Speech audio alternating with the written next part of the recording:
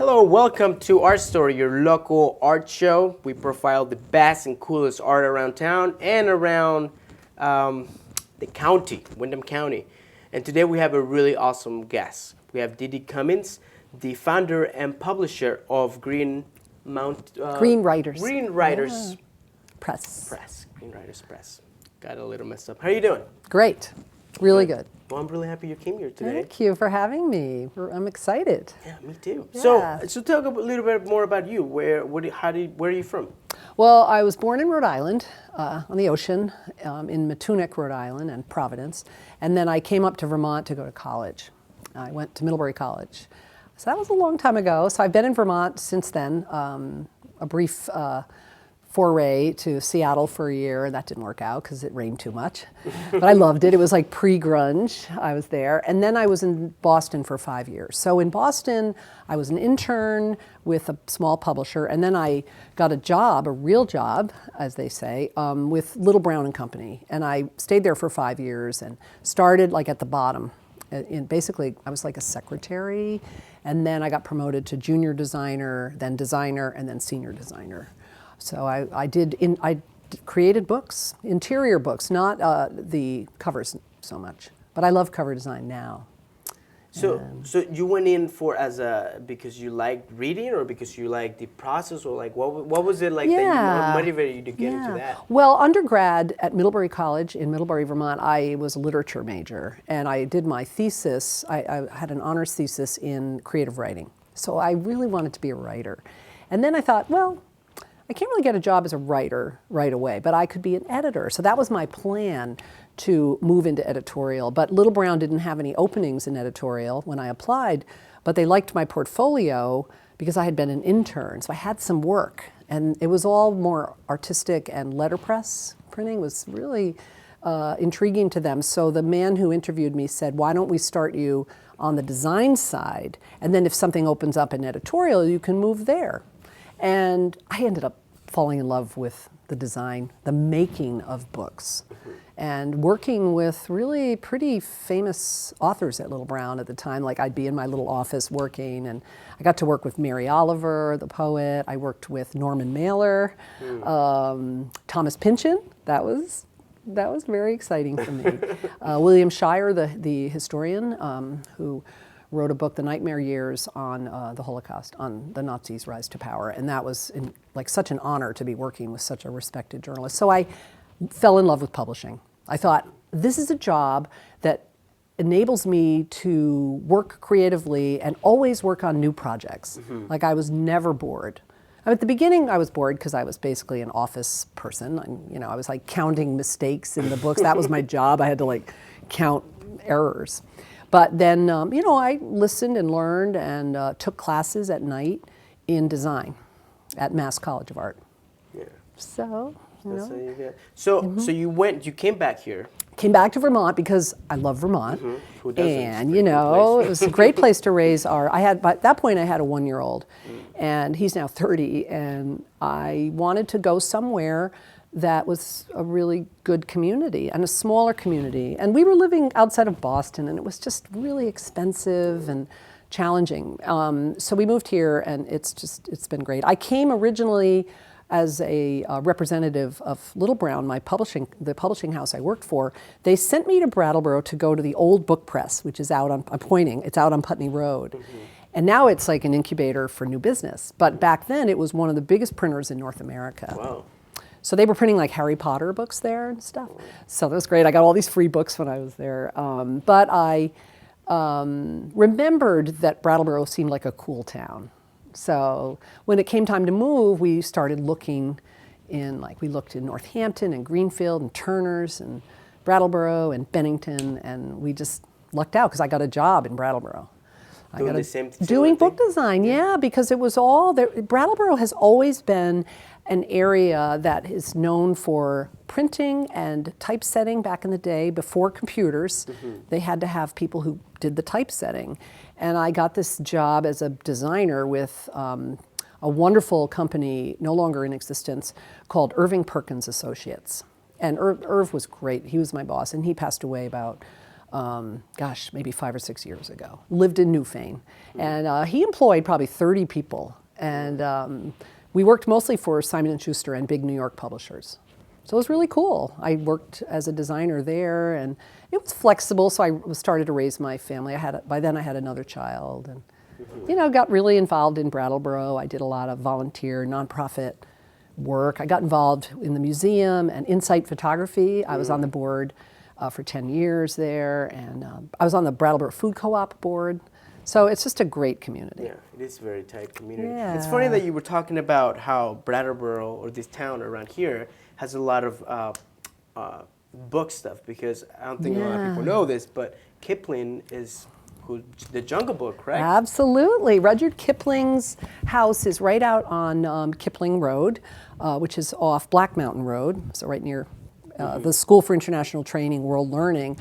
It's incredible. I was on the board for Landmark Trust as a designer. I wasn't on the board, I was on the support board for them to help get them started. So I was their designer, and so I've really watched Landmark Trust grow. And they bought the Kipling House, and they bought the Carriage House, and the Scott Farm, which is just down the road. All of that is Landmark Trust. They also bought an old home called the Amos Brown House, which is in Wilmington, or up that way.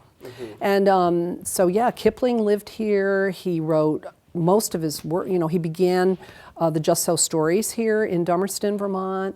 He brought his family here from England. His little daughter Josephine unfortunately died from pneumonia, I believe, and it was just, I'm sure they were brokenhearted. His wife Carrie was from Dummerston. She was a Vermont woman, and so she had family here, the Ballisters.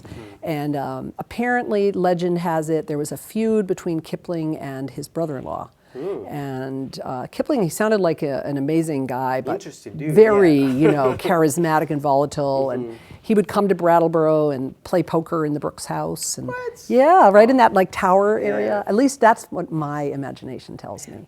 But yeah, there's such a rich history here. And then now we have the Brattleboro Literary Festival, which is incredible. So many good writers. Yeah, they come from, their top writers come, and I'm involved with that as a volunteer, and I'm a judge. We have a brand new contest called the Rudyard Kipling Young Writers Prize, and contests for kids, I'm not too wild about that, but in our contest for the Rudyard Kipling Young Writers Prize, all the kids win. We do have the top vote getters, I guess, but everyone gets something, and we just encourage writing, and it's really fun. So last year was our first year, and I was a poetry judge with a local wonderful poet, and her name is Veranda Porch. Oh, I know Miranda Yeah. Porch, yeah. So she and I were judging, and Tim Weed, another local author who I'm publishing this year, Tim was a judge, and we just had Jerry Carboni from the Brattleboro Library formerly, he's retired, he was a judge.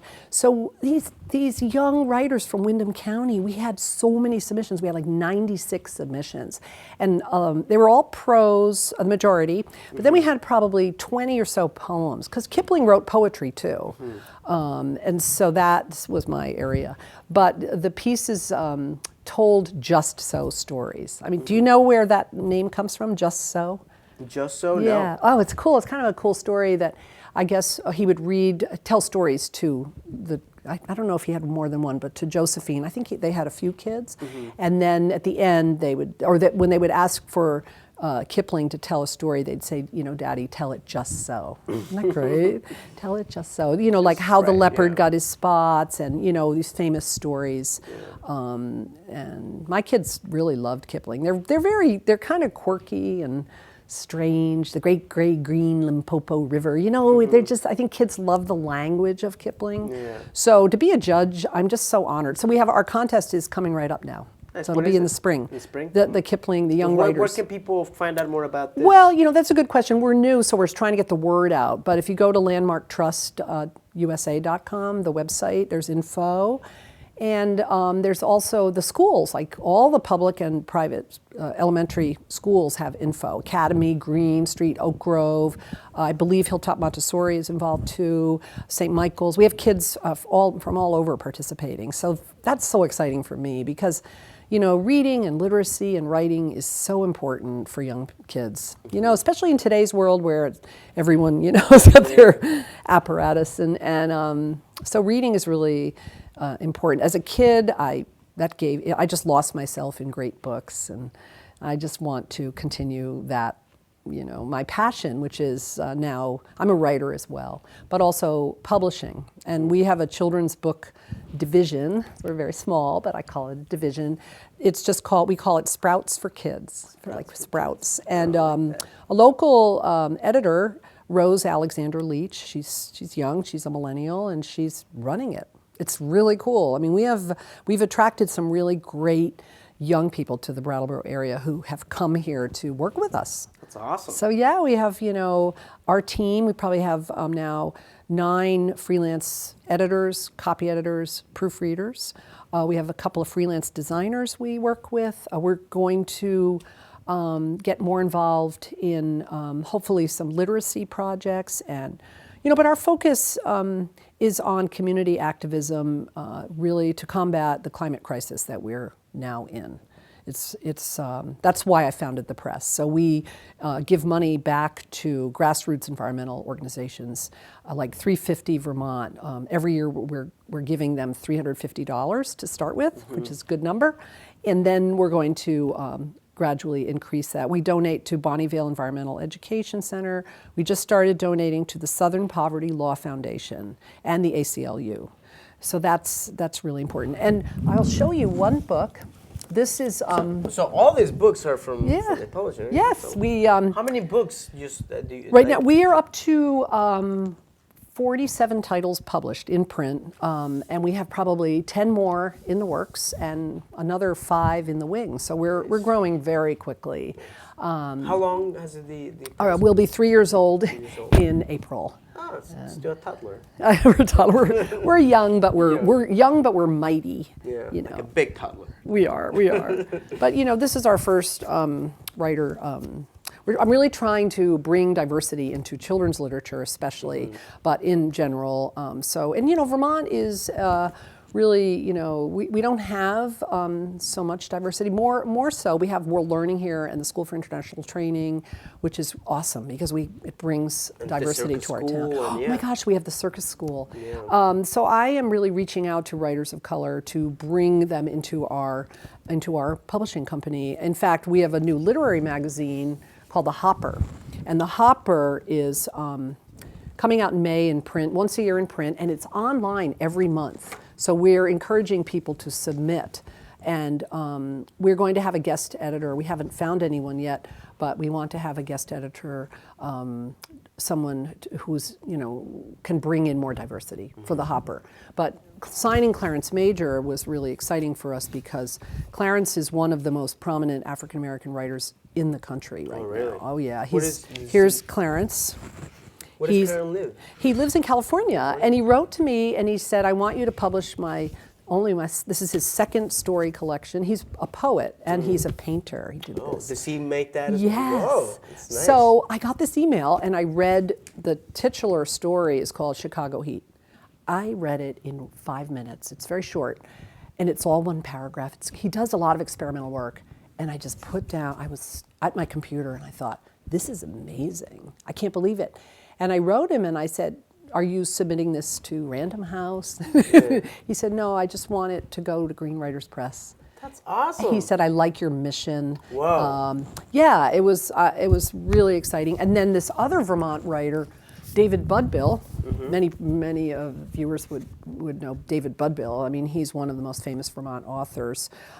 He died recently in October, but before he died, I worked with him for about 6 months on this book, and we signed 2 more of his children's books with our press. And so David's books, while he himself is not African American, they deal with issues of social justice and race racism and combating racism. So I'm really honored to be publisher of this book. This is literally just coming out soon. So Green Writers Press, the illustrations are by Brattleboro artists. I try to keep it really local. Donald Saff, an awesome artist in West Brattleboro. He has a studio on Elliott Street. It's very cool. Nice. So, you know, we're growing, and local children's author Brian Cohen, the Bird book. This was the first book I ever published. Oh, really? Yeah, That's and awesome. I have to show you the loon. The loon is my favorite because I love loons, and they are really they can be easily threatened in the environment, climate change. Here's a loon. Brian Cohen lives in Putney, and he used to teach at the Putney School for 30 years, I think.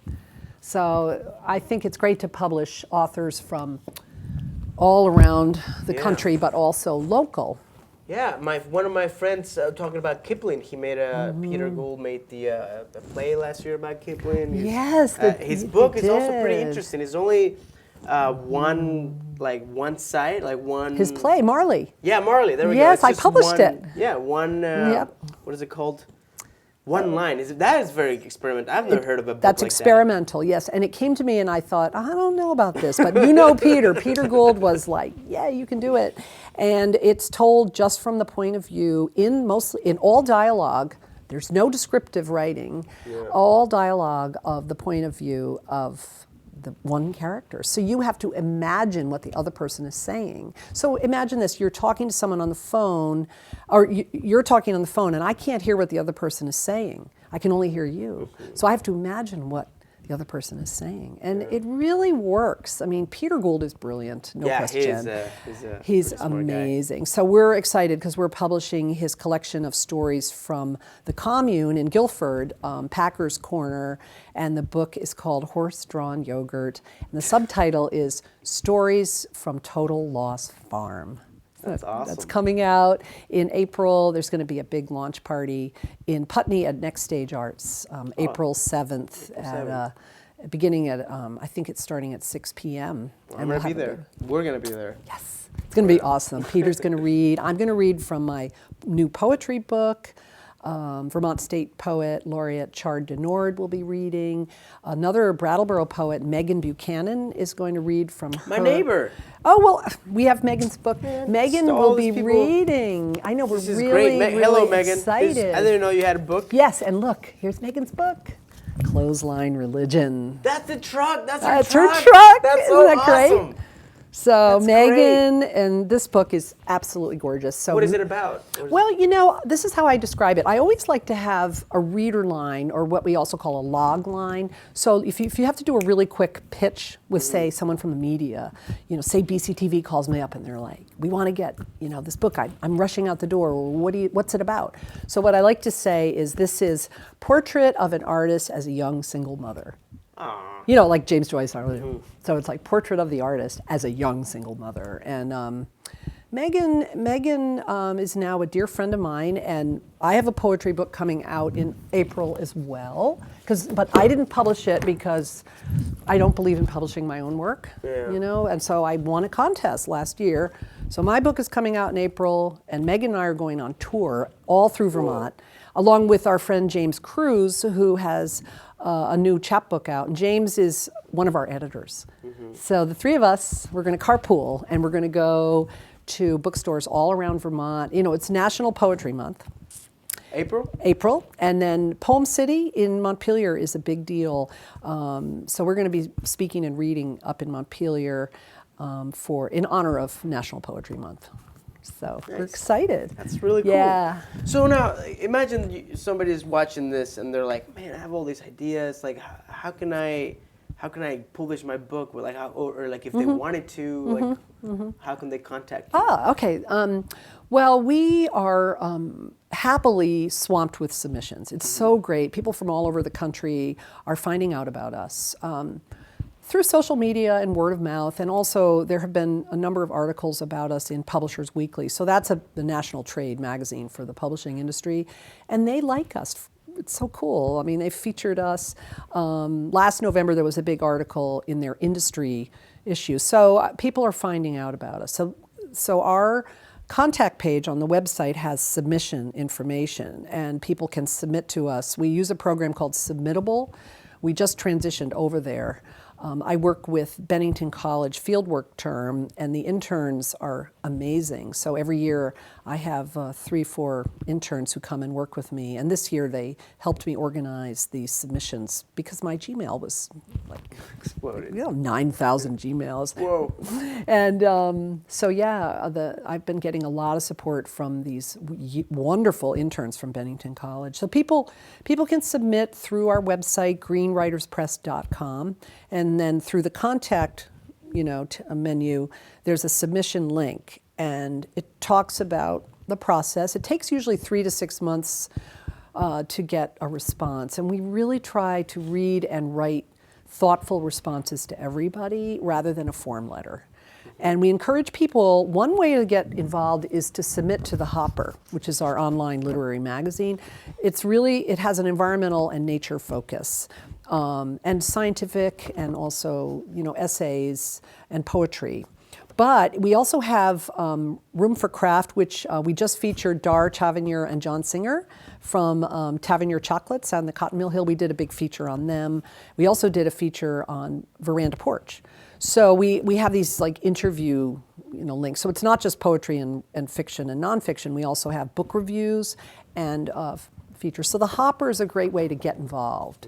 And we're looking for new and emerging writers who they don't have to have millions of things published or have fancy PhDs and all of that. We're really encouraging writers and artists to submit to the Hopper, and it's definitely growing as well. And so yeah, we're looking to keep local too, because our sort of logo is keeping it local lore as opposed to local vor, so we like local lore because the lore of the storytelling. So I want to keep the publishing not so much in Vermont, but use Vermont artists and have people in Brattleboro be involved through, copy editing, designing, and as we grow, I hope to have a central office where we can work. I mean, right now we have a little shared space on Main Street, and then I have a home office. But the way we're growing, I really can see, the future looks really bright for us. So we're breaking even, and our sales are strong, and they're growing. So we haven't, we've always been moving forward with our sales, and we're developing a marketing department now. That's crucial, as you can imagine.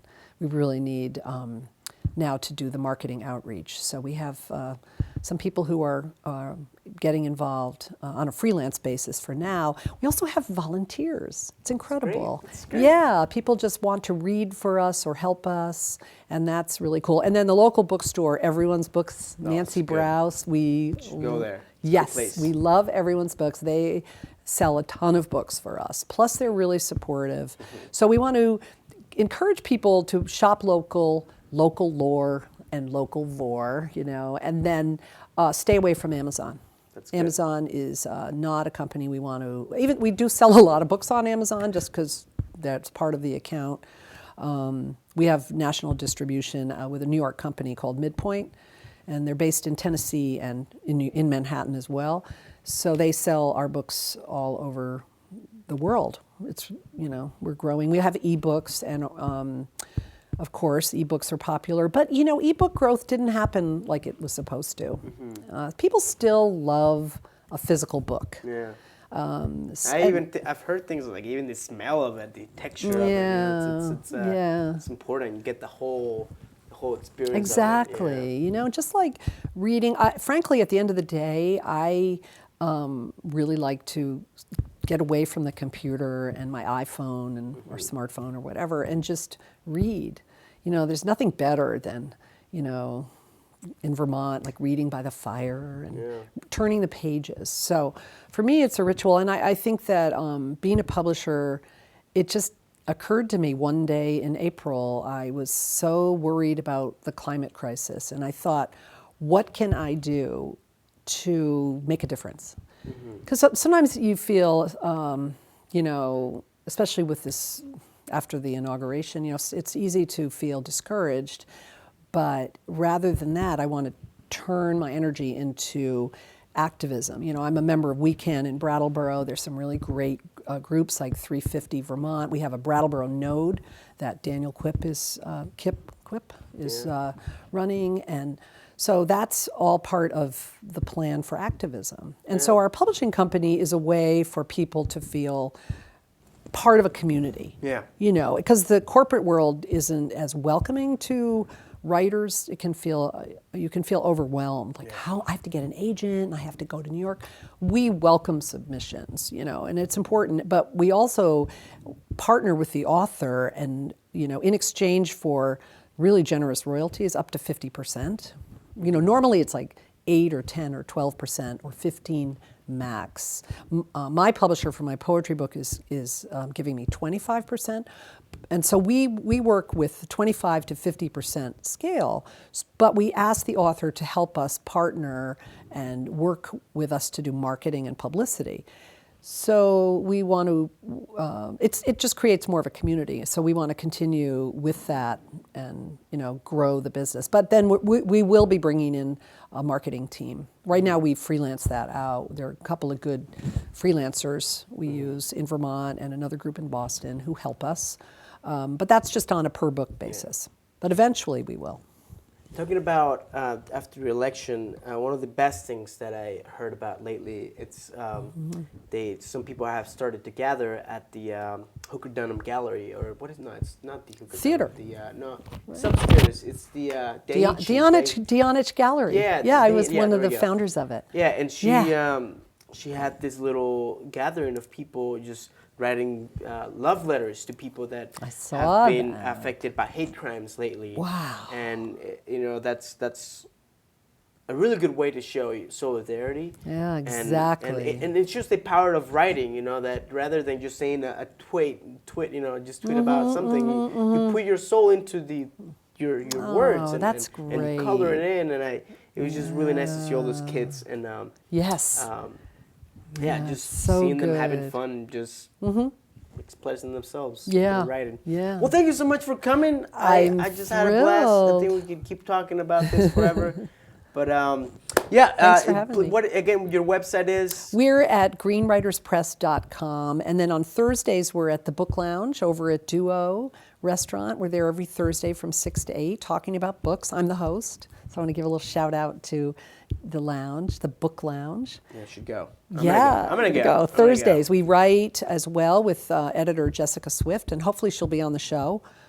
She's wonderful. Last night we were there and we did writing for, you know, almost an hour. It was fantastic. So aspiring writers can come and sit in, especially when Jessica's there. And we have a Facebook page, the Book Lounge. But we're greenwriterspress.com, and hoppermag.com is our literary magazine. So submit and subscribe to it so you can see it. Thank you so much, Thank Dede. you for having me. No problem. And I'll see you next time with some other show. And this is the first show of the new season, so to kick it off. So thank you. Thank you. All right, have a good day or night or whatever time you're watching this, because I don't know what time you're watching this. I'm Ann Braden, and this is the local Love Brigade, and we're gathering to make postcards to send to people who have been victims of hate and organizations that have been victims of hate. And it's amazing how good it feels to send love out into the world right now. It's the first time we've done it all together. Well, actually, no, there was a group last week I wasn't able to go to, but at the River Gallery School that made the postcards that are hung on the wall here. And the people have been doing it since we started in early December, when the Islamic Society of Vermont got hate mail, and so we responded by sending them postcards just full of hearts, showing them that we stood with them and that we were in support. And so since then, people have just been making cards at home, but it's really fun to get together with other people. So as you can see, there's a lot of family and kids, and you know, if you want to just show, even if you can't, I can't draw very well, so even if you can't draw, it's fine. Just anything you want to write or say, whatever. You know, this is really just great, and I'm glad we're doing this. You know, I've joined their group and decided to come along too and help out how I can. This is something that transcends boundaries. I actually had a relative of mine who voted for Trump this morning reach out to me and say that she wanted to donate to the Love Brigade. And I think it's something that can bring people together and compete against the narrative of fear. You know, love is a more powerful force than fear is, especially if we're all acting on it fiercely. People can come to the Dianish Gallery. We'll be here from 3 to 5 making postcards, so they can come and make some postcards, send them out into the world. I think what's amazing about it is how simple it is and how effective all at once, and how it really makes you feel good. This land is your land, this land is mine.